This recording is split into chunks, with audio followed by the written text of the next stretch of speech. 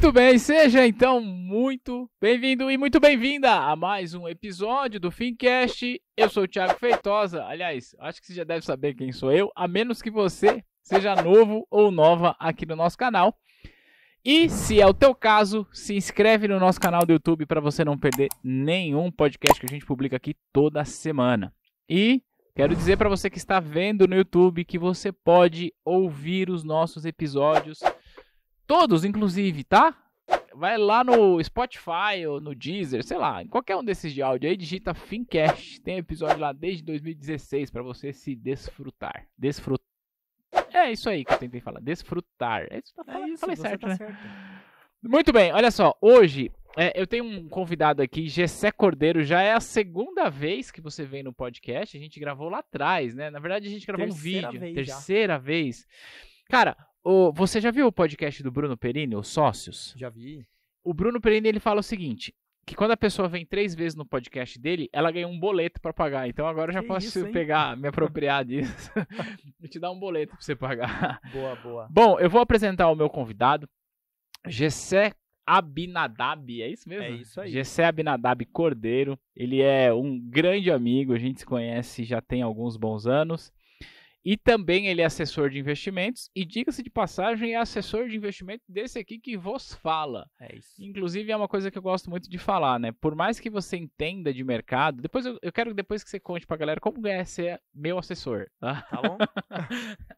Mas por mais que você entenda de mercado, é legal você ter um profissional pra trocar ideia e pra você, enfim, compartilhar a sua visão sobre isso. Então, fica aqui a dica. Então, Gessé, vamos lá, eu vou passar a palavra para você, mas antes eu preciso fazer aquilo que eu sempre faço no começo do podcast. Você já sabe disso. A nossa audiência, quem acompanha o nosso podcast, predominantemente é profissional de mercado financeiro ou pessoa que gostaria de ser profissional no mercado financeiro. Então alguém ou que já atua ou que gostaria de atuar. E por isso, Gessé, a gente explora muito aqui no nosso podcast sobre carreira. Então, quais foram os perrengues que você passou lá atrás, etc e tal. Depois eu quero falar um pouco sobre o seu dia a dia. Tem muita gente que pensa em trabalhar como assessor de investimento, mas não sabe como é o dia a dia. Então, já fica aqui a dica. Então, vamos lá. Eu apresentei Gessé Abinadab Cordeiro. Você é sócio da Perspective Investimentos, que é o escritório vinculado a esse momento ao BTG. É isso aí. E aí, eu, inclusive, como eu falei, sou atendido lá pela Perspective e pelo BTG, inclusive. Conheço todo mundo lá da Perspective, já fiz live com todo mundo. Vamos fazer mais, vou trazer o André, o Hugo aqui, mais o Gabriel, enfim. Vamos lá. Só que, pra gente falar sobre o que você faz hoje, Gessé, eu queria fazer uma viagem no tempo. Legal. Em algum momento da sua vida, o Gessézinho, acordou e falou assim: pai, eu quero trabalhar no mercado financeiro. Como é que foi isso? Eu sei que você é formado em economia. Como é que foi essa decisão lá atrás? O que subsidiou você para tomar uma decisão para vir para o mercado? Você já sabia o que era, não sabia, caiu de paraquedas? Como é que foi isso? Legal. Cara, bom, primeiro, Thiago, prazer sempre estar aqui com vocês. Obrigado pelo convite mais uma vez. É sempre uma honra e uma excelente oportunidade. E aí, para te responder, né, já bem direto ao ponto, eu sempre soube, acho que desde a minha infância, assim, adolescência, que eu seguiria alguma área mais para finanças ou engenharia. Porque eu sempre gostei, embora eu gostasse de todas as disciplinas, eu era aquele aluno nerd, sabe? Eu fui bolsista na escola, então eu sempre tive que manter boas notas, porque meus pais não tinham grana pra bancar ali o colégio lá quando eu tava desde o ensino fundamental, e aí, então, era uma bolsa parcial, ela não era integral, mas eu tinha que ser o bom aluno ali, né? Entregar resultado sempre, porque senão não tinha bolsa no próximo ano. Podia comprometer a bolsa. Exatamente. E eu sempre soube que eu, embora gostasse de tudo, acho que exatas era mais a minha cara. E economia não é muito bem uma ciência exata, mas, enfim, tem muito de matemática, estatística ali e tudo mais. E aí, quando eu tava no terceiro ano, eu fiz um... Terceiro ano do ensino médio. Terceiro ano do ensino médio, foi em 2008, isso. Eu fiz um teste vocacional, na verdade um programa que o colégio tinha, eles ofereciam, então aqueles alunos que não têm certeza de que carreira vão seguir e tal, e vão prestar vestibular, e eu estudava num colégio que era muito forte pra vestibular, assim, eles gostavam de fazer muita propaganda, porque é um negócio deles, né? É. Então queriam divulgar os aprovados lá e tal. Então a gente oferece um programa aqui de Vocação, tá? de Teste vocação de vocacional. carreira, exato, teste vocacional. Aí você passava com um psicólogo lá na época, fazia uma série de coisas, atividades e tal. Era uma semana o programa durava. E no final você tinha, depois de, sei lá, alguns dias, um resultado e o psicólogo ia conversar com você pra tentar entender. E eu tinha essa dúvida sobre engenharia, administração, economia, alguma coisa assim. E nesse teste deu economia. E aí os professores lá que me acompanhavam falaram, não, acho que a gente aconselha você a estudar sobre o curso, entender um pouco mais, porque acho que você tem bastante o perfil, você vai gostar e tudo mais. E eu não sabia muito bem como é que era aquilo, né? Como é que ia ser. Na prática, assim, quando a gente é aluno do ensino médio, estuda biologia, história, matemática, a gente não sabe muito bem como que é, né, como é que vai ser. Beleza, aí eu comecei a me informar um pouco, e aí eu falei, cara, mas será que é isso mesmo? Tem certeza que é isso? E aí eu acabei fazendo um outro teste em outro lugar, fora da escola e tal, e deu de novo. Era o único curso. Não tinha outra opção, não tinha uma segunda opção, assim. Sei lá, tem gente que dá direito e medicina, sabe? Umas coisas. Não, era economia. E aí a minha mãe, ela sempre foi uma pessoa que ela me apoiou muito no sentido de... Eu sou muito grato à minha mãe. Porque ela sempre me disse, independente do que você for fazer, você tem que escolher o que você quer fazer. Não deixar as pessoas te influenciarem. Que legal. Porque lá na frente, ou na vida, isso vai fazer diferença. Mas, obviamente, tinha um monte de gente ali dentro da minha família que falava, não, tem que fazer medicina... Você é, né, muito aplicado, tem que fazer direito, prestar concurso, porque você vai se dar bem assim e tal. E a galera geralmente seguia pela grana, né? E não pelo que você gosta, né? Pela tua vocação. Essa assim. profissão dá dinheiro, essa Exato. não dá. Então, um médico ganha dinheiro, né? Um juiz ganha dinheiro, um bom advogado ganha dinheiro. São as carreiras mais tradicionais aqui no Brasil. Então, sempre falavam isso. E aí eu decidi fazer economia. Aí teve uma galera que falou, nossa, tá, que loucura, né? Economia, vai fazer o quê? Vai trabalhar com o quê? Enfim, eu acabei prestando vestibular para economia, só economia. E aí eu prestei as públicas aqui no estado, né, de São Paulo. A minha preferência era até fazer faculdade no interior, porque minha família é de Campinas, então eu queria muito fazer Unicamp por conta do custo. A gente não tinha condição. Mas aí eu acabei passando na Unifesp, né, na federal aqui, e passei em algumas outras também, mas aí a minha opção foi vir pra cá. Cara, foi assim, então, que eu ingressei na carreira, e eu gostei muito, assim, de ter feito. Quando eu tava na faculdade, eu confesso que no segundo ano, a gente passou por foi em 2012, o segundo ano, a gente passou por uma greve das federais. Eu pensei em migrar em mudar, ali em desistir, falei, não, será que é isso mesmo? Mas eu acho que foi mais um efeito da greve, de ter perdido um semestre, do que de não gostar, sabe? Mas eu gostava de tudo, tanto da área de humanas, quanto exatas, eu gostava muito de macroeconomia, tudo que o curso ofereceu, gostava muito, e assim, sou muito grato de ter feito Unifesp, porque foi uma grande escola, não só do curso em si, mas pra vida, pra carreira, eu fiz conexões lá que me ajudam até hoje, foram bem importantes pra mim. E é uma faculdade muito relevante, né, pro mercado.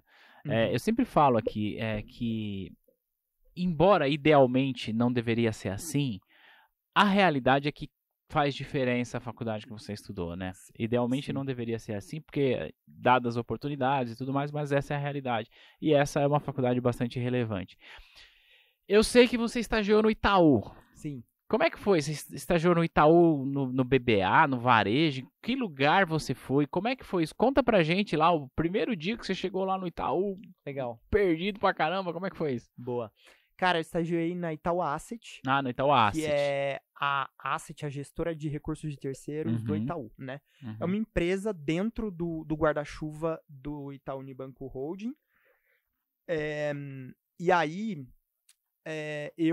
quando eu tava... O que aconteceu? Ali na faculdade, eu acabei fazendo parte da empresa júnior. Eu fundei a empresa júnior da EPEM, da Escola Sério? Paulista de Economia. política e enfim. Que legal. E aí, eu fui diretor de projetos lá, fui presidente e depois eu fui conselheiro da empresa Júnior. Eu, inclusive, nos últimos 2, 3 anos, fui convidado para participar de alguns painéis lá para falar com a empresa Júnior hoje, com os empresários juniores, né? Legal. E é muito legal ver que quando eu comecei, em 2011, eu comecei lá, a gente tinha, éramos em 5 alunos e hoje, assim, eles estão lá em, acho que pela última vez que eu soube, mais de 60 alunos, tinham mais de 20 projetos simultâneos de consultoria rodando. Então, assim, estão voando, sabe? Quando você vê nas redes sociais, o site, Legal. eles têm a sede própria hoje lá no prédio onde eu estudei. Isso é muito legal, né? É um legado, de ver. né? É um legado, E eu, quando estava na empresa Júnior, eu fui muito apaixonado por esse mercado de consultoria. Porque é o que as empresas júniores fazem, né? Elas te inserem no mercado de trabalho, mas é um mercado de consultoria, principalmente aqui em São Paulo, que tem tanta oportunidade nessa área. Então, eu tinha muita dúvida entre seguir a carreira de consultoria ou o mercado financeiro. Mas aqui, as escolas de economia, as grandes escolas, tô falando de GV, INSPER, USP, Unifesp, as grandes de São Paulo, PUC também é uma grande escola, né? Elas tem um cunho muito grande para finanças, liga de finanças, estágio em finanças, no mercado financeiro e tal. Porque o mercado, o grosso Pulsa do mercado aqui, né? financeiro da América Latina tá em São Paulo, né? Era Rio, agora tá em São Paulo. Todas as gestoras, enfim. E aí eu comecei, então, eu falei, não, eu vou fazer estágio em alguma área do mercado financeiro para eu tirar essa dúvida. Por quê? Porque eu ainda tô na faculdade, tô no estágio, eu posso depois migrar se eu quiser voltar para consultoria e tudo mais. E aí eu acabei prestando para 3 processos seletivos, fui aprovado nos 3. Eu fiz o processo da PwC, que é uma empresa de auditoria, não tem nada a ver com o mercado. Fui para a área de... Um processo bizarramente difícil de passar, né? É difícil. E aí eu prestei o programa de trainee deles, nem foi estágio, e fui aprovado. Caramba, que legal. Eu prestei indústria, eu prestei a Singenta, também fui aprovado lá. E prestei Itaú Asset, né, que era na verdade, eu me inscrevi no programa do Itaú, e aí a Itaú Asset me puxou. Eu fiz entrevista no comercial, no risco, em várias áreas lá dentro. E aí eu acabei... no comercial do Itaú Asset. No comercial do Itaú Asset, pra ser estagiário lá no comercial do Itaú Asset. Só pra quem não conhece... O comercial do Itaú Asset, você me corrija se eu estiver errado, tá? Por favor. O comercial do Itaú Asset nada mais é do que distribuir os fundos que a Asset administra, é isso? Isso aí. Beleza, isso aí. Só pra ficar falar claro. Com cliente institucional, então fundo de pensão, esses grandes fundos gringos, né, que querem investir aqui no Brasil. A Asset do Itaú é a maior asset privada do Brasil. Hoje já era na época. Os caras... Eu não tenho visto os números atualizadinhos, assim, na vírgula, mas eles têm próximo de 1 tri lá hoje, só a Asset, né? O Private tá com quase 700 bi no Itaú, então, e a Asset é maior, então, né? E aí eles distribuem toda uma linha de fundos, tá? Então eu acabei estagiando lá, o Risco me fez um convite pra ir pra lá, e aí eu acabei aceitando. Cara, foi, assim, uma escola incrível também. Foi muito bom. Eu tava no 3º ano da faculdade quando eu fui. Eu fiquei quase 2 anos estagiando lá. E aí, lá eu tive oportunidade... Foi minha primeira oportunidade de trabalho no mercado financeiro mesmo. E eu já caí num lugar que era gigantesco. Sensacional, com pessoas incríveis. Então, a minha chefe direta tinha feito Columbia, a universidade lá em Nova York. A chefe dela, que também foi uma pessoa que me influenciou demais, que eu mantenho contato com essas pessoas até hoje. Ela tinha acabado de voltar da Mellon, ela trabalhou 4 anos em Londres e voltou para tocar um departamento da Mellon aqui no Brasil, mas acabou indo pro Itaú. Então, assim, foi uma experiência nessa parte de conhecer o mercado financeiro, como é que funciona uma asset, uma gestora de fundos, de recurso terceiro, incrível. Eu tive contato com muitas áreas, porque eu fui trabalhar no risco, então olhava o comercial, olhava a gestão, olhava o investment communication, que nada mais é, tipo, a galera que produz e fala com o mercado ali, né? Olhava para todas as áreas. A área de produtos, com desenvolvimento de novos produtos. Então foi bem incrível, assim, uma experiência muito legal. Lá eu trabalhei 11 meses no risco local, a parte de risco local. Eu fui para o intercâmbio, porque eu fiz intercâmbio durante a faculdade, fui para o Canadá. E aí, quando eu voltei, eles me quiseram renovar meu contrato. Falaram, não, fica aqui, né? Então, continua. E aí, eu fui para a área de fundos internacionais. Fiquei lá mais um tempo, acho que foi 11 meses, um ano também. E aí, depois eu saí porque recebi uma outra oferta aí. Cara, você teve uma oportunidade que é muito legal a gente falar, porque assim, eu vou te falar por experiência que eu tenho aqui com os nossos alunos, tá? A maior parte, assim, a maioria esmagadora dos nossos alunos, de quem tá chegando aqui, que deseja trabalhar no mercado financeiro, enxerga que o mercado financeiro é área comercial, de varejo, no máximo alta renda. E eu sempre falo, gente, calma. Área comercial é muito importante, varejo é muito importante, alta renda é muito importante, mas isso é só um pedaço do mercado financeiro. Só um pedacinho. Tem um monte de outras coisas que você pode fazer. E você foi de cara pro coração de uma asset, da maior asset, né? Óbvio que talvez a faculdade tenha dado para você um background para isso, mas eu creio que no começo do teu trabalho você deve ter encontrado alguns desafios. Que cara, primeiro, eu tenho uma faculdade legal, mas eu cheguei aqui, eu não sei o que eu tô fazendo aqui, né? Essa é real. Quando a gente começa a trabalhar, é isso, né? O que você pode compartilhar com a gente, de desafios que você enfrentou lá no comecinho da tua carreira, fora aquele desafio que é tipo, cara, tinha que conciliar trabalho e faculdade. Não, um perrengue. Conta um perrengue chique aí pra nós. Vários, eu posso contar muitos perrengues, né? Mas assim... Eu acho que não só essa questão de conciliar trabalho e faculdade, que isso é um desafio mesmo, né? Eu acho também a consciência de que eu precisava me virar logo na vida, assim, porque a minha família me apoiou, me ajudou muito. Eu fazia faculdade integral e eu só mudei do curso integral para fazer faculdade à noite porque eu consegui um estágio, né? Mas desde cedo eu sabia que minha família não tinha grana. Né? Então que eu tinha que dar um jeito ali, sabe? E isso já foi um desafio, porque eu fui estagiar num lugar que só tinha herdeiro. Só os herdeiros estavam lá. E os outros lugares que eu passei, por incrível que pareça, tirando essa última experiência de empreender, também eu só trabalhei com herdeiro, né? Com gente que fez grande escola, mas o pai era cliente do lugar, ou a família era muito influente, conseguia as vagas. Era uma outra história. É uma realidade, né? Um pouco diferente. Os estagiários lá, eles estavam, enfim, os analistas, todo mundo estava jogando um outro jogo que eu ainda não jogava. Então você tem que aprender a ter jogo de cintura, digamos assim, né?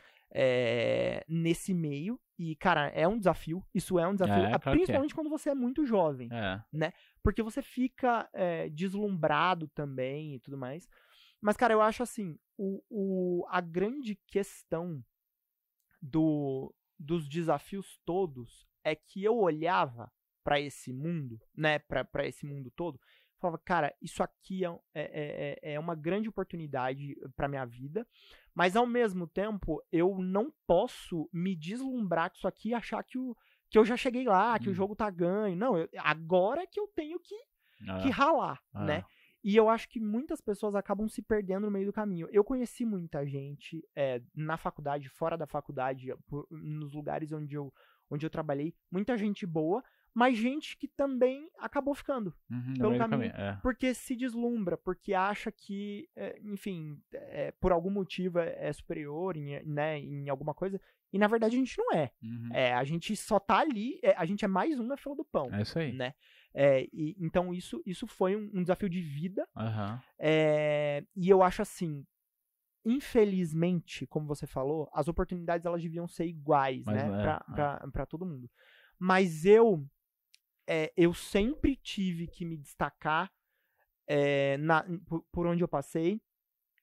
através de conhecimento técnico, de qualidade nas entregas, e é difícil se destacar quando só se compete com gente muito boa, né? Porque senão você acaba não sendo visto, e tendo muito menos recurso do que as pessoas que estavam à volta. Então, isso também foi um mega desafio. Pra você ter ideia, Thiago, no meu primeiro ano de estágio, eu ficava, em média, 5 horas no trânsito pra fazer tudo que eu precisava. Tipo, pra ir da onde eu morava pro trabalho, do trabalho pra aula e voltar muitas vezes pro trabalho e depois voltar pra casa. Então, assim, era entre metrô, ônibus, andar a pé, quando chovia, parava tudo aqui na cidade de São Paulo, porque alaga a cidade. Eram 5 horas de rotina normal de trânsito. Nessa época você morava lá no Tatuapé? Eu morava no Tatuapé. Legal. Morava no Tatuapé. Era isso que eu ia te com minha perguntar, família. porque eu sei que durante um período você foi morar lá com os familiares, seu tio, né? Meu tio. Eu sei, inclusive, dessa história. E, cara, só esse deslocamento já é cansativo, né? Sim. E, enfim, são circunstâncias da vida e que legal que você passou por isso. Sim. Mas quando você fica 5 horas do seu dia dentro da condução, cara, 5 horas que você poderia estar produzindo, fazendo outra coisa, etc. Isso. E sem contar que naquela época não tinha nem podcast pra você ficar ouvindo, Não né? tinha. Cara, e assim, eu me lembro quantas vezes de estudar pra prova no metrô lotado. Não é o metrô... O metrô de Nova York, o metrô de Londres. É o metrô da Sé. Quem é Estação Vermelha. Quem é de São Paulo e conhece a linha vermelha, papai, sabe do que nós estamos falando. De você ter que esperar 5, 8 trens passarem e você não entrar. conseguir E entrar. não é pra você conseguir entrar, pra entrarem com você. Exato. Esmagado, né? Então, cara, foi um desafio, assim, muito grande. Você sai do Itaú e você foi pro Private, é isso ou não? Eu queria que você falasse um pouco sobre a sua experiência de Private e de Family Office, que eu sei que você tem essas duas coisas, aí depois a gente fala um pouco sobre a questão do dia a dia de hoje, pode ser? Pode, claro. Então, ó, pra você que está aí nos assistindo, fica aí que daqui a pouco ele vai falar sobre a profissão do assessor, que é o que ele faz hoje. É isso. Mas por hora eu quero explorar um pouco. O que você pode compartilhar da sua rotina no Private e no Family Office, onde era, como era, quem você atendia, era cliente que ganhava a partir de R$1.000, já podia investir lá no Private? Conta aí pra gente. Cara, é o seguinte, eu saí de lá, então, só pra contextualizar aqui, né, e fui pro JP Morgan, Asset, continuei em Asset, só que qual foi o grande motivador da mudança, né? Eu queria ir pra uma área de front office, legal. E o risco é uma área de back, né? Que tá atrás ali. Explica rapidamente pra gente que é isso. O front office, ele lida diretamente com... Ele é a área de negócio. Certo. Então, muita gente, como você falou, quando vem fazer uma certificação, quer entrar no mercado financeiro, quer ir pra área comercial. O comercial é front. Ou quer ir pra uma mesa de gestão, no caso de gestão de recursos, né? Numa asset e tal. Então, esse é o front office, é a cereja do bolo, digamos assim, é a vitrine do negócio. Mas por trás, existe todo um time que, se não tiver ali trabalhando muito, a coisa não acontece. Exato. Que é o risco, que é a área de middle, que faz as movimentações, que é a área de operações, que é investment communication, que é o marketing, que é todo mundo que trabalha ali, né? Então, assim, só para dar uma ideia, a mesa comercial da Itaú Asset, quando eu tava lá, tinha, sei lá, um time de 5 ou 8 pessoas e tinha 300 pessoas trabalhando lá no negócio. Caramba. Pra fazer o negócio acontecer. Então, a gente muitas vezes olha a vitrine e fala, cara, é isso aqui, mas não é isso aqui. Tem muita coisa envolvida, né? Cara, isso que você tá me falando, eu acho que eu vou mandar esse podcast pra todo mundo que quer trabalhar no mercado financeiro. Porque as pessoas, de fato, elas têm... É só você pensar no GCE quando tava na faculdade. Sim. Você sabia desse mundo que tem? Cara, eu era completamente perdido. Assim, então por isso que eu tô pedindo pra você detalhar. Aí você tava no back-office. Aí eu tava no back e queria mudar pro front. Eu falei, cara, existe uma oportunidade de crescer aqui. De upside, né? E aí, enfim, era... Você perdeu a concentração porque eu falei do ar-condicionado, né? Tranquilo. É porque tá um frio danado aqui, pai. Dá um jeito nesse ar aí, beleza? Mas assim, acho que esse foi o grande motivador. Aí eu fiz um novo processo seletivo em outros lugares. Só para áreas de front. Legal. Eu queria ir para mesa de gestão, trabalhar ali com o gestor, o tomador de decisão. Boa. Então, só para explicar, quando você aplica num fundo de investimento, por menos dinheiro que você tenha, você escolher um fundo de previdência, um fundo de renda... Desculpa, um fundo de renda fixa ou um fundo de ações, enfim. Você manda o teu dinheiro lá, só que por trás, lá dentro da estrutura da gestora, tem uma mesa com vários especialistas em várias estratégias que eles estudam e tomam decisão do que vai ser feito com o dinheiro que você está aplicando lá, né? É mais ou menos assim, opa, chegou o dinheiro do GSEC, o que eu faço com isso? Né? Exato. Ele não pode ficar aqui parado no caixa, porque dinheiro no caixa não rende nada, né? E eu queria ter essa experiência, trabalhar nessa área. E eu acabei passando num processo seletivo de um banco americano, o JP Morgan, que na época tinha uma asset aqui. O JP Morgan é o maior banco dos Estados Unidos, né? E eles atuam aí na grande maioria dos países que tem, enfim, economia, né? Pró-negócios. Mercado e tal. Exato, e mercado e tudo mais. E o Brasil era um desses países. Eu acabei indo para lá trabalhar na mesa de renda fixa. E aí eu trabalhei com os gestores da área de renda fixa, óbvio. A mesa de crédito, renda fixa, ficava todo mundo junto, os estagiários também ficavam juntos. E eu trabalhei com os gestores lá, antes dessa asset ser vendida para o Santander. O negócio do JP Morgan Asset foi vendido aqui no Brasil para o Santander Asset. E aí, acho que foi em 2016, 2017. Mas essa época aí que eu fui foi em 2014, final de 2014. E aí eu fiquei lá até me formar. E aí, só depois disso é que eu migrei pro mercado de private. Então, vou entrar na resposta da tua pergunta. Cara, o que aconteceu? Todos os lugares que eu passei, graças a Deus, além da entrega, que eu acho assim, que é muito, não por mérito, nem por conhecimento, nada disso, mas por trabalho, né? Por esforço, por dedicação. Eu me lembro de muitas vezes, assim, no estágio, eu fazer muitas horas extras para entregar coisas com os meus gestores, com o superintendente, com o diretor. Se precisasse de alguma coisa, eu ficava. Então, assim, a gente precisa entregar um negócio ali na mesa de gestão para o risco amanhã, 6 da manhã. E eu ia estar na aula às 6 da manhã. Né? Porque nessa época eu voltei a fazer aula de manhã enfim, você vai conciliando, né? Você faz aula de manhã, à tarde, à noite, quando dá, e vai pro trabalho sempre. E aí, então eu preciso entregar isso hoje. E aí era 8 da noite, eu preciso entregar isso hoje. Eu ia começar a fazer o que precisava e ficava lá até meia-noite, depois ia embora de ônibus, metrô pra casa, trabalhava na Faria Lima, morava no Tatuapé. Então, pra quem não é de São Paulo, é um percurso de pelo menos 1 hora e meia, né? De ônibus, de transporte público. Então, assim, essa era a realidade. E aí, quando eu tava no final, o meu chefe na época, que era o CIO lá, o Chief Investment Officer, né? Que é o diretor de investimentos do banco. Ele tocava a área de private do banco e a asset. E ele falou, Gessé, cara, a gente não tem vaga, né? Eu me formei em 2015, foi pré-impeachment, 2016. Nossa. Ninguém tinha emprego. Eu, no último ano da faculdade, eu fiz mais de 30 processos seletivos para vaga efetiva e não tinha emprego para ninguém.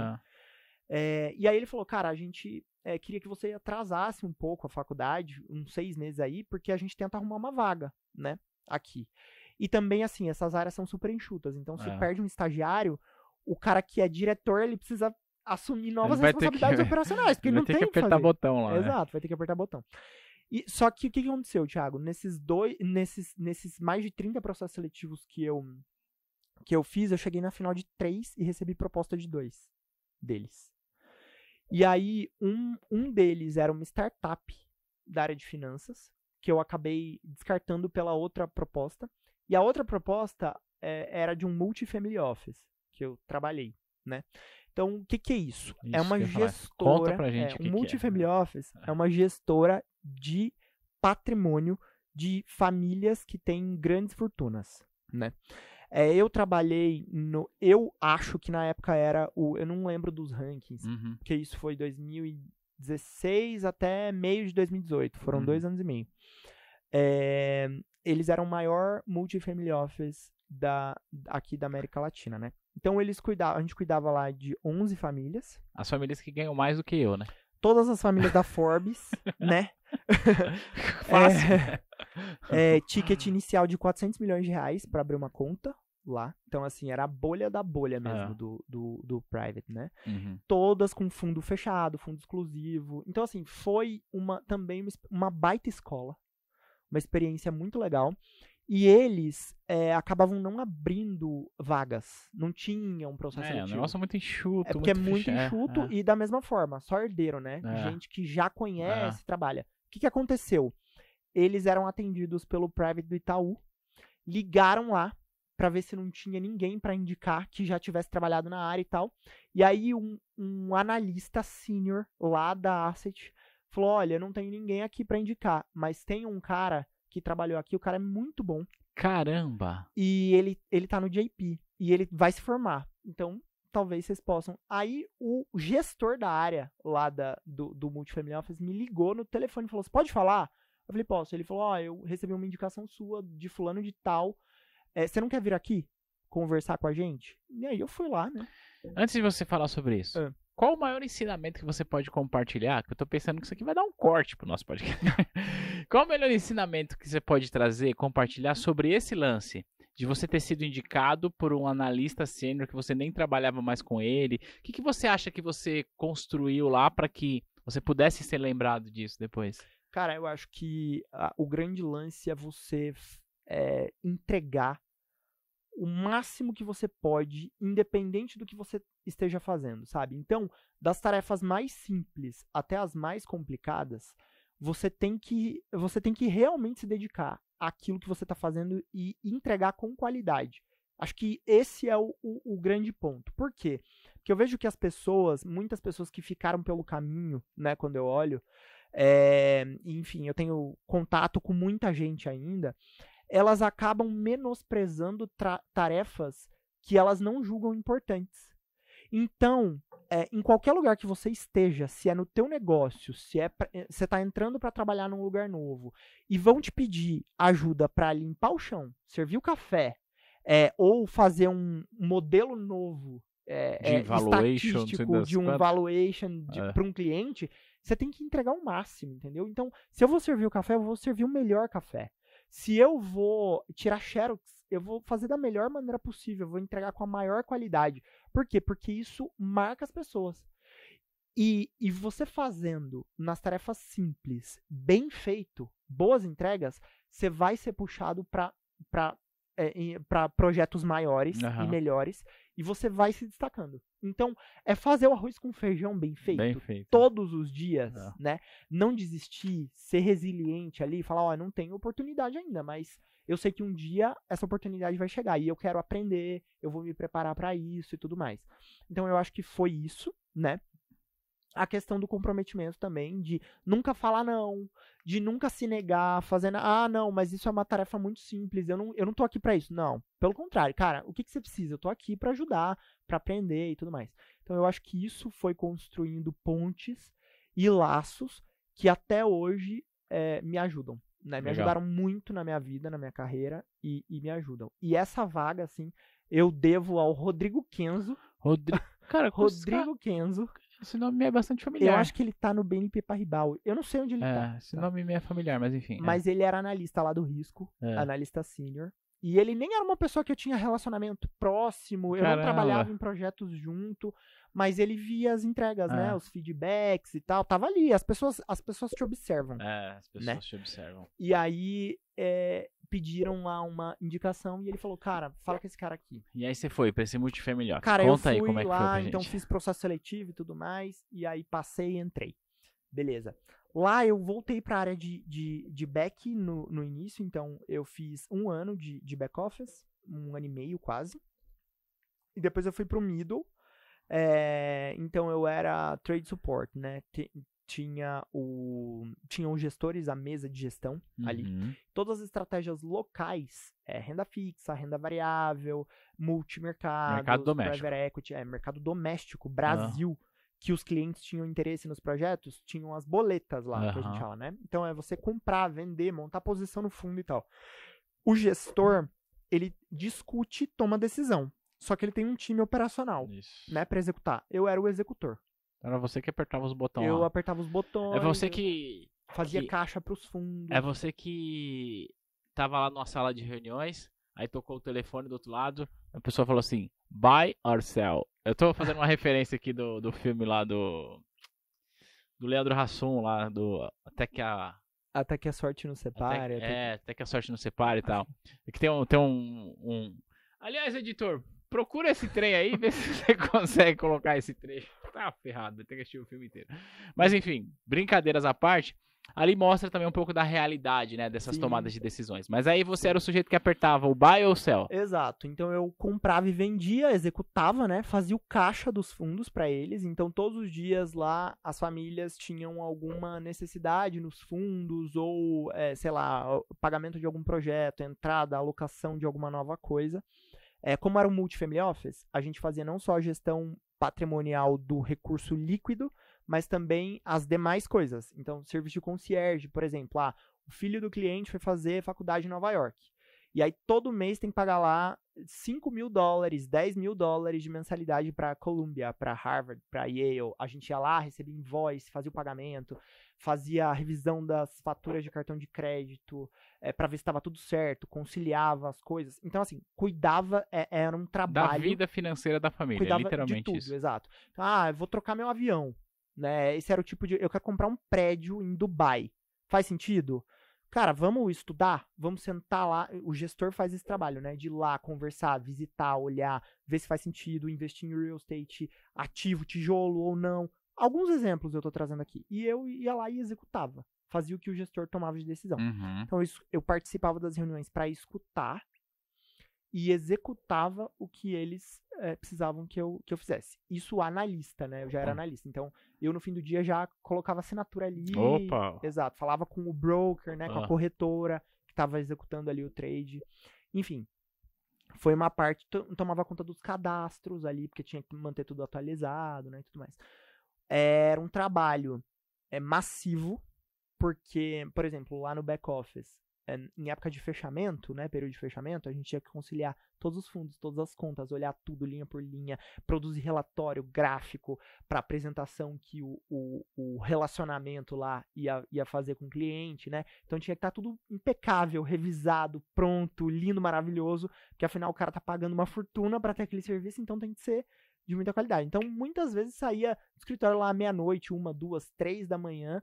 E, cara, isso era rotina todo mês, assim. E aí, durante o mês, era só manter mais o dia a dia, né? Em ordem. Mas, assim, foi essa experiência aí. Que legal. Você saiu de lá pra ir pra Perspective. Foi. Que ano foi esse? 2018, segundo semestre.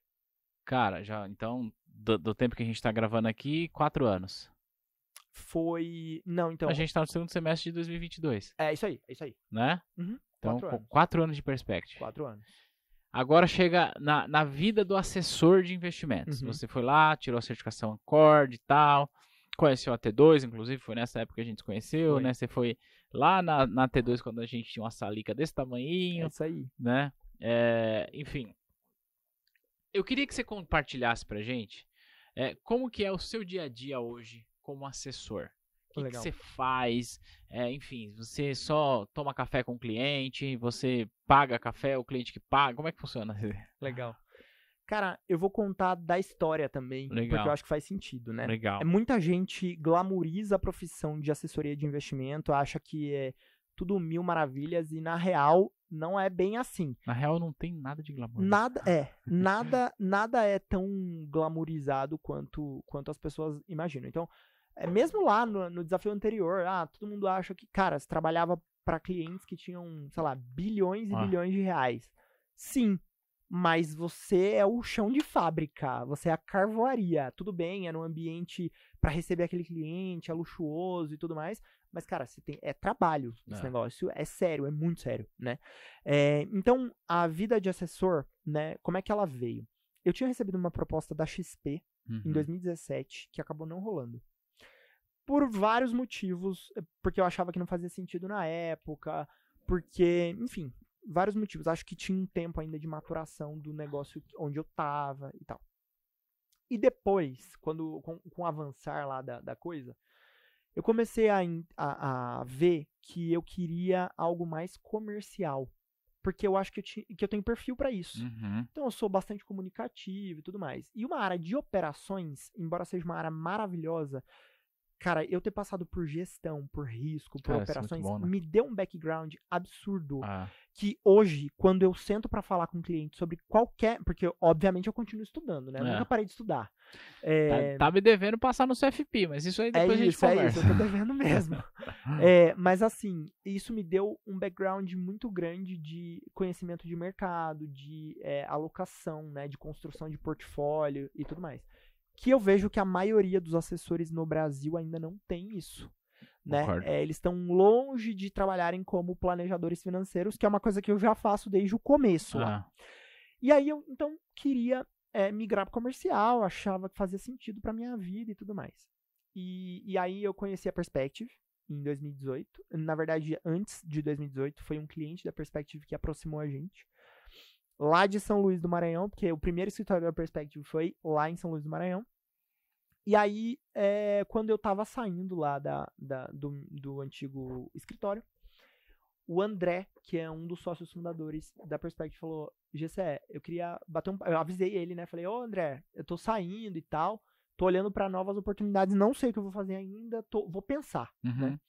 Aí ele falou: não, cara, vamos conversar e tal. Aí a gente fez um papo por vídeo, e depois de 2 dias ele veio pra São Paulo e a gente conversou presencial. Qual que era a proposta? Montar um escritório em São Paulo, né? E construir uma operação do zero aqui. Então entenda, construir uma operação do zero significa que você não tem você não tem muitos recursos. Não tem nada. Não tem nada. Você não tem cliente, você não tem carteira, eu tava caindo de paraquedas no mundo da distribuição, eu conheço o mercado financeiro, já conhecia. Mas eu trabalhava na área de gestão de recursos, né? Ou de famílias, ou de, enfim, fundos, e eu fui para a área de distribuição no varejo, que era um mercado que eu nunca trabalhei na minha vida, não fazia a menor ideia de como funcionava. Então, assim, um baita desafio, né? Beleza. Então, como é que foi isso, esse começo? Você me conheceu lá no começo, eu te conheci também, bem no começo de relacionamento, eu acho que foi 2018 ou começo de 2019. Você tava chegando na Perspective. Mas eu tava chegando, exato. A gente, por bastante tempo na Perspective aqui em São Paulo, foi uma sala num coworking, e essa sala era de 2x2. Eu lembro. Era um quadradinho minúsculo, né? E nessa sala foi que eu construí a grande parte da minha carteira, grande parte dos meus relacionamentos com clientes, que eu prospectei muita gente, que eu trouxe para a estrutura do escritório, que o escritório começou a crescer, evoluir, então montei time, né? Depois, em 2019, a gente abriu no Mato Grosso. Eu também fui o responsável por contratar as pessoas, por montar o escritório, por trazer cliente, fazer evento e tudo mais. Mas, cara, assim, é um trabalho de chão de fábrica, de novo, né? Começar do zero. E quando eu cheguei na Perspective, eu me lembro que a Perspective tinha um pouco mais de 170 milhões de custódia. Que na época não era muito, mas assim, era uma operação relevante para a época. E aí, quando a gente saiu da XP no começo do ano passado, a gente tinha algo em torno de meio bi. Então, Caramba. assim, eu vi a empresa, sei lá, quase triplicar de tamanho em custódia. Em 2 anos, né? Em 2 anos e meio. Em número de pessoas, em áreas, em estrutura e tudo mais. Com, enfim, várias regiões sendo atendidas. Então, foi uma revolução ali, né? Eu sou muito grato também. Muito feliz de ter participado, mas, cara, não teve, vem aqui que eu vou pegar na tua mão e vou te ensinar, não. Foi assim, ó, a proposta é essa, você vai ser sócio do negócio, e se o negócio quebrar, você quebra junto. É isso, boa sorte, entendeu? Então, cara, muitas vezes, assim, na maioria das coisas que eu me lembro, a gente tirar dinheiro do nosso bolso pra tudo. Pra visitar cliente, pra fazer evento, pra almoçar, pra pagar café, pra tudo. Você é dono do negócio, né? O negócio é tua responsabilidade. Então, assim, foi uma grande escola. Uma escola maravilhosa. E eu sou muito grato à Perspective pelo crescimento profissional, pelo crescimento pessoal. Também pelo financeiro, porque não vou mentir que isso é importante. Claro que é. Foi muito importante pra minha vida, né? Então, você que está querendo vir para a carreira de assessor e tudo mais, não acha que a tua vida vão ser flores, só flores. Ano passado eu tive uma baita experiência na Perspective também, porque a gente saiu da XP e foi pro BTG. Então, na Foi um prática, puta desafio, né? isso é você quebrar, entre aspas, né? Por quê? Porque você deixa de ter 0 conta, 0 cliente, 0 dinheiro na custódia e você vai começar o trabalho de novo. Óbvio, você tem conhecimento, você sabe fazer, você tem relacionamento, você tem relacionamento cliente, e tudo mas mais. não Mas é tão você simples. convencer a T2, o Thiago, a falar, Thiago, vamos lá, vamos abrir a conta de novo, vamos transferir o dinheiro do 0 pra lá e vamos começar um novo relacionamento numa nova marca, né? Cara, é um baita desafio e entregue com louvor. Também tem uma honra de falar isso, porque eu fui diretor comercial o ano passado, né? Eu assumi a posição e eu fui o responsável por migrar aí com o time, os clientes, a custódia, os assessores, né? Convencer ali na prática todo mundo. Óbvio, André e Hugo não tem nem o que falar, trabalharam muito para isso acontecer. Mas, enfim, a responsabilidade ali tava no colo e a gente entregou. Então, cara, muito feliz. Então, não vem achando que é uma coisa tranquila. É tranquilão, vamos lá, toma um café, fala com o cliente e tal. Mas depois, eu acho assim, depois de uns 2 anos, eu consegui construir uma carteira que não era a maior carteira do Brasil. Mas assim, uma carteira de 60 milhões de reais de custódia, mais ou menos, depois de uns 2 anos e meio, né, quando eu tava na migração ali. Mas eu sempre tive uma coisa que foi, primeiro, relacionamento, entrega, e eu nunca fui o assessor, porque eu vejo isso muito no mercado, que quer boletar o cliente, sabe? Eu quero ganhar dinheiro com você no instante zero, eu nunca fui esse cara. E com isso, com essa visão mais de planejamento, de olhar para todas as possibilidades, de atender clientes e empresas, fazer cross-sell, que é um negócio muito importante que os assessores não fazem. O que é cross-sell? Venda cruzada. Você já foi no posto de gasolina e o frentista do posto falou assim, você vai abastecer, mas você não quer trocar, você quer olhar o óleo do teu carro? Às vezes tem uns frentistas que dá golpe fazendo isso aí. Você também dava não. golpe? Não. Golpe não. Atender o cliente. Thiago, assim, toda vez que você tenta passar um cliente pra trás, enganar alguém, dar golpe em alguém, mais cedo ou mais tarde essa pessoa vai saber que você fez a coisa errada. E você vai prejudicar esse relacionamento, né? Então, essa, assim, nunca foi uma prática, não será, jamais. E aí, por que eu falo do cross-sell, da venda cruzada? Porque esse assessor, ele fica pensando no trade de hoje. No trade de hoje, Pra pagar o almoço com o cliente ali. E ele não pensa que se ele olhar para esse cliente que tem R$1 milhão na pessoa física, vou dar um exemplo aqui de um número redondo, ele tem uma empresa. E essa empresa tem um caixa. Essa empresa precisa de uma operação de crédito. Essa empresa, ela importa coisas e ela precisa pagar uma operação lá fora com dólar.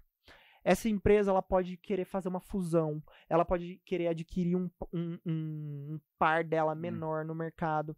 E tudo isso é negócio no mercado financeiro. E tudo isso rentabiliza, e tudo isso dá dinheiro, e tudo isso te dá conhecimento. Ele fecha os olhos pra isso e fala, não, eu vou alocar o recurso ali, Ou seja, vou girar. Né, entender que a vida financeira da pessoa não se resume em comprar Petrobras e vender IRB, né? É isso. É isso. Então, assim, tem uma série de soluções que podem ser oferecidas. Eu acho que com o desenvolvimento da carreira, a tua vida passa a ser mais relacionamento, com certeza, porque você precisa dar assistência para esse cliente, se relacionar com ele, assisti-lo, acompanhá-lo, falar com ele, ir em eventos, em almoço e tudo mais. É importante. Mas no começo é muita prospecção, hunter, sabe? O trabalho de abrir conta do zero e trazer dinheiro. Não é um trabalho fácil. Não é um trabalho fácil. Deixa eu fazer uma pergunta que eu queria que você respondesse de maneira objetiva. Com o conhecimento que você tem hoje, se você tivesse que começar hoje como assessor de investimento, você iria? Iria.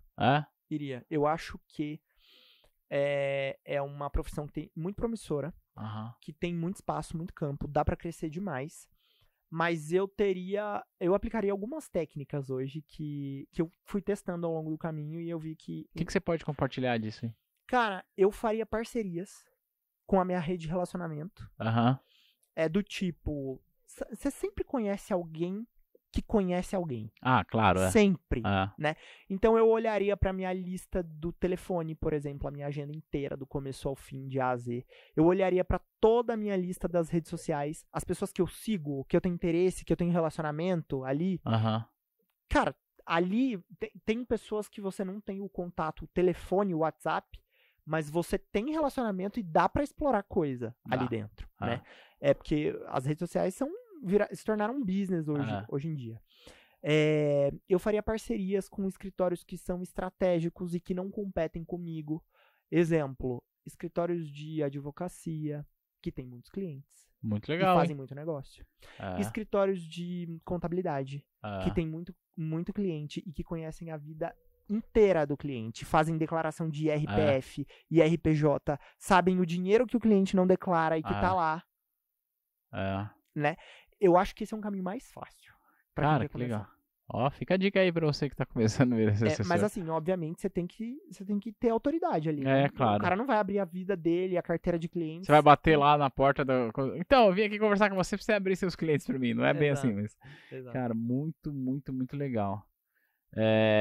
Essa reflexão. Eu tenho refletido muito sobre o crescimento dessa carreira, né? Quando a gente se conheceu, a XP dominava esse mercado. Só que de lá pra cá, a XP continua talvez sendo a maior, mas o BTG veio quicando. Mas aí não tem só o BTG, né? Tem o Safra, que tem esse modelo. Tem o Santander, que criou um modelo meio que híbrido em relação a isso. Ou seja, esse mercado está crescendo muito, muito, muito. Mas aí tem o desafio da remuneração. Sim. Você acha que em quanto tempo alguém que está começando no mercado de assessoria, ela consegue ter uma remuneração compatível com o que ela teria no mundo CLT trabalhando no mercado financeiro? Tiago, eu acho que essa é uma pergunta difícil. Difícil pra caramba. De ser respondida.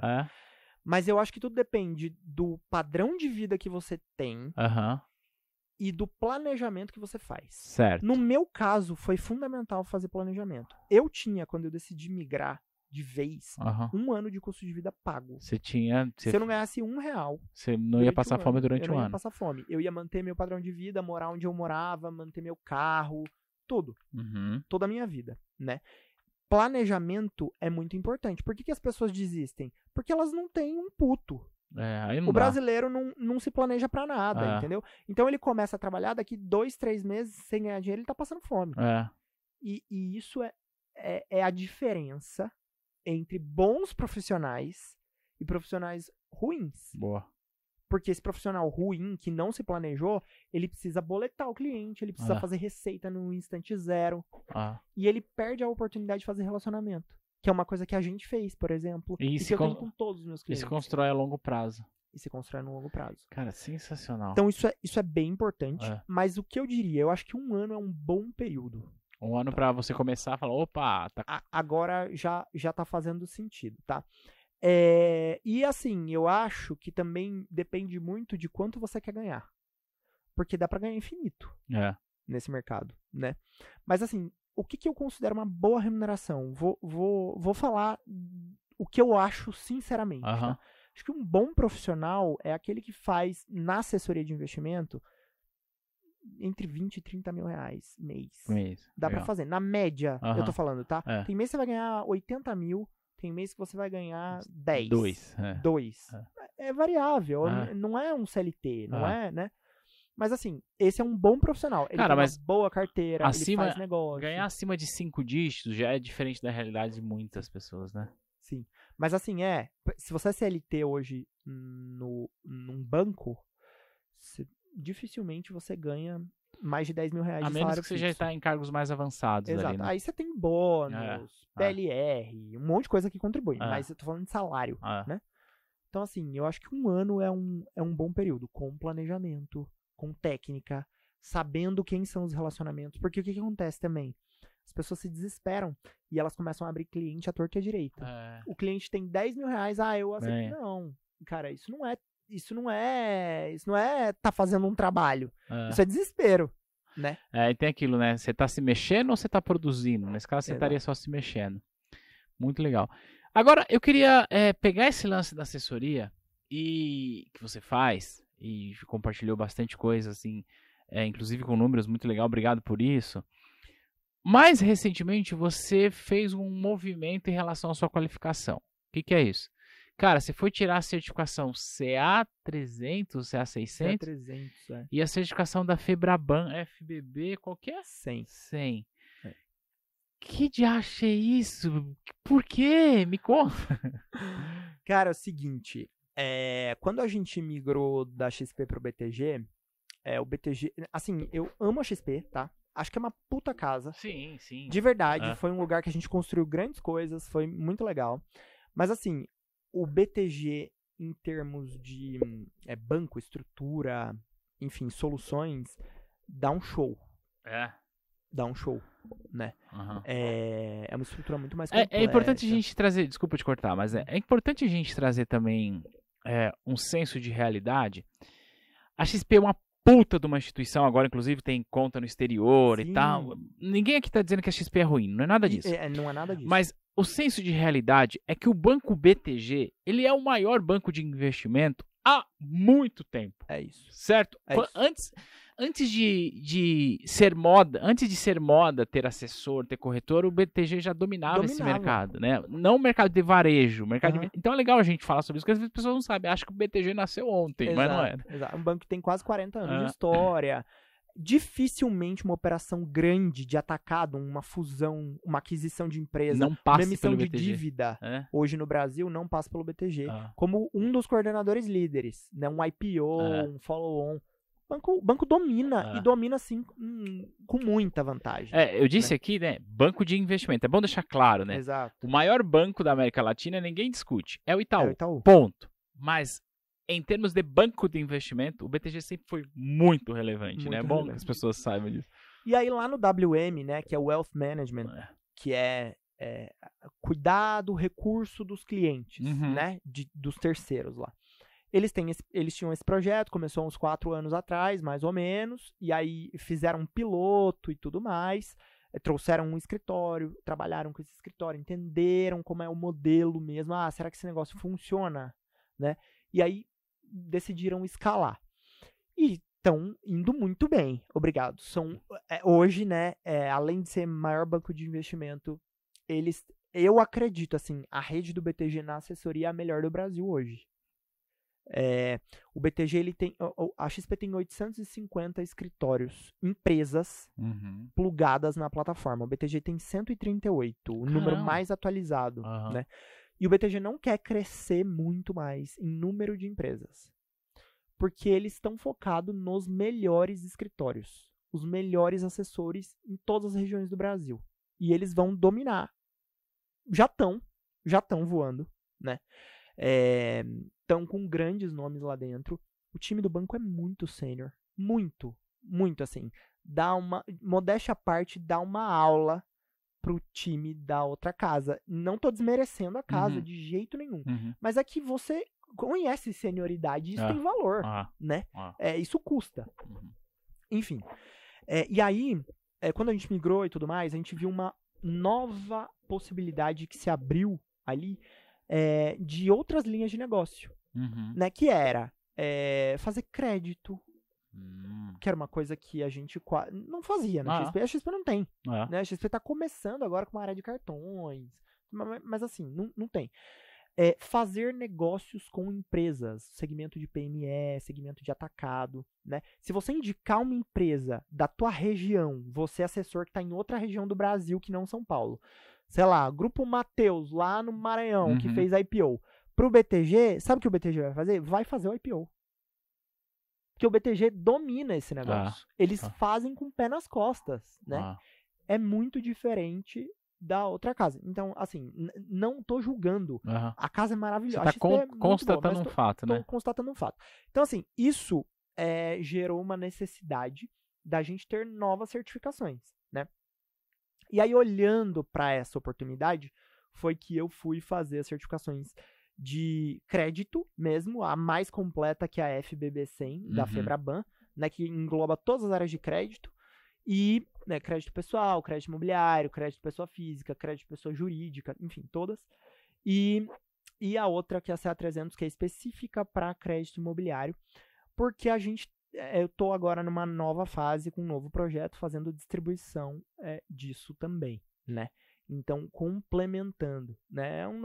Cara, isso aí é o cross-sell que você falou há pouco. A gente é assessor, né? Eu sou assessor. Ele não vai deixar de mas ser. eu sou empresário. Exato, né? E eu tenho que crescer o meu negócio, trazer novas oportunidades para os clientes e abrir novas frentes de atuação, negócio e tudo mais. E é isso. E aí a certificação é importante por quê? Porque além de te dar capacitação, conhecimento e tudo mais, ela é uma exigência do regulador. Né? Então uma coisa não exclui a outra. Ambientes segregados, separados. Óbvio, você não vai tratar no mesmo ambiente que você trata investimento com o mesmo time a parte de crédito, mas tem muito Ou seja, dá para você fazer mais coisas estando dentro da regulação, sim, respeitando os reguladores. Dá para você fazer mais coisa para o mesmo cliente, etc e tal. Sim, porque no fim do dia, o nosso business é distribuição. A gente faz distribuição. É bom deixar claro, né? O business é distribuição. A gente faz distribuição. Eu não sou o asset. Eu não faço a gestão do recurso. Eu não sou uma casa uma estruturadora. Né? De dívida. Eu não sou. Mas eu conheço todo mundo. Porque todo mundo quer distribuir. Isso aí. E a gente tem acesso. E a gente conhece as pessoas e tudo mais. Então, se a gente puder gerar mais valor, mais negócio, é bom para todo mundo. A gente ganha dinheiro, a gente deixa o cliente feliz, a gente agrega valor pro cliente, né? Cara, tipo o dia que a T2 fizer um IPO, que a gente vai estar lá. Anota aí. Anota essa data aí. Ó, uma coisa que eu gosto muito de falar talvez no coração da Faria Lima tenham algumas pessoas. Tem algumas pessoas, tá? Eu tenho uma história na cabeça, mas eu quero tentar ser mais distante dessa história para não parecer que eu estou personalizando. Mas tem algumas pessoas que eventualmente menosprezam a área de distribuição. Porque na área de distribuição, no varejo, blá blá blá, não sei o que. Mano do céu. A parada é a seguinte, Gessé. Se não existe a distribuição, não existe mais nada. Não faz sentido. A distribuição é a área mais importante do mercado financeiro. Ponto final. Mas tem áreas de maior prestígio, que é a asset. Tá, mas você vai ter asset e vai distribuir para quem? Exato. Né? Então é legal a gente ter esse senso de que o mercado financeiro é um ecossistema gigante, que você pode trabalhar nas mais diversas áreas, e eu incentivo para que as pessoas estudem, que vão para essas áreas, mas que tenhamos um senso de realidade. Se não tem a distribuição, não tem o private equity. Se não tem a distribuição, não tem a asset. E é assim que a banda toca, não né? Não tem o Itaú BBA, o BTG, banco de investimento. No fundo, a galera que tá lá, tá trabalhando para alguém distribuir. Seja no varejo, seja no Elf, seja na assessoria, enfim, em algum lugar. E é legal a gente olhar para isso. Cara, eu tenho muitas perguntas para te fazer a respeito desse seu novo desafio, mas eu quero perguntar algumas coisas em off, né, também, porque ninguém é de ferro. Gessé, é o seguinte, cara, eu gostei muito do que a gente falou. Eu queria que você olhasse para essa câmera aqui e contasse pra galera como que o pessoal te acha. E se você tá precisando de gente para trabalhar com você, conta quem é que você tá precisando e como que as pessoas se candidatam nessas vagas, porque eu sei que você está precisando de assessor, mas não só de assessor. Você está precisando de outras coisas aí também. Conta aí pra galera. É isso. Bom, pra me achar nas redes sociais, eu tô no Instagram, @jhccordeiro. Tô lá no Facebook, quase ninguém mais usa, né? Mas enfim. Existe? Tô lá. Tá no Orkut também? Bom, essas são as duas principais. Eu tô no LinkedIn também, Gessé Abinadab Casarim Cordeiro, mas se colocar Gessé Cordeiro, provavelmente vai me achar lá. Bom, e aí eu tô precisando, né? Então a gente tá com vagas abertas sim. O nosso negócio de assessoria continua lá, então se você quer ser assessor de investimento, quer se candidatar a uma vaga, a gente tem vaga aberta. O processo seletivo continua rodando lá, a nossa área de expansão está pronta para atender, mas a gente também tem necessidade, estamos buscando profissionais que queiram olhar para outras áreas do mercado financeiro, como crédito, por exemplo, né? Então, uma parte mais de analista aí, né? A gente não chega a ser analista porque a gente não é lá na ponta do banco e tudo mais, a gente faz distribuição, mas precisa ter um time operacional ali e a gente tem oportunidade para isso. Então, se você tem interesse, por favor, manda aí, entra em contato com a gente, manda seu currículo, que a gente está pronto aqui para conversar com você. Que legal. Eu queria dizer uma coisa, coloca aqui para mim, produção. Queria dizer uma coisa. Tem gente lá na Perspective, que eu sei, que hoje tá na Perspective, porque no momento do passado, viu esse cara participando de um podcast, ou viu eu falando com a Maiana, ou com a Sofia, que não tá mais lá, com o André, então... funciona, né? Tem uma galera lá que chegou na Perspective por causa da T2, não tem? Sim, com certeza, tem sim. Vocês estão com quantos assessores hoje lá? A gente tá com 44 pessoas. Que legal. Cara, quando a gente se conheceu, eu tinha 17. Olha que legal, muito, muito bom. Bom, Gessé, o tempo urge, portanto a gente precisa finalizar esse treino. Eu quero muito te agradecer pelos ensinamentos que você nos trouxe. Deixamos aqui os teus contatos. Coloca na câmera grandona aí pra nós dar tchau junto, beleza? Boa. Ó, pra você que tá vendo esse material, se você se interessou por trabalhar como assessor ou em outras áreas do mercado financeiro, ou até mesmo quiser bater um papo com o Gessé, tá aberto para bater um papo. Às vezes a pessoa quer entender mais sobre isso. Claro. Conversa no Instagram, conversa no LinkedIn. A gente vai deixar o Instagram dele aqui embaixo na descrição para ficar mais fácil, tá bom? Se esse episódio fez sentido para você, compartilha com alguém, porque eu tenho certeza que fará sentido para essa pessoa também. Gessé, dá tchau para aquela câmera ali, ó. A gente vai se ver no próximo material. Tchau, pessoal. Obrigado.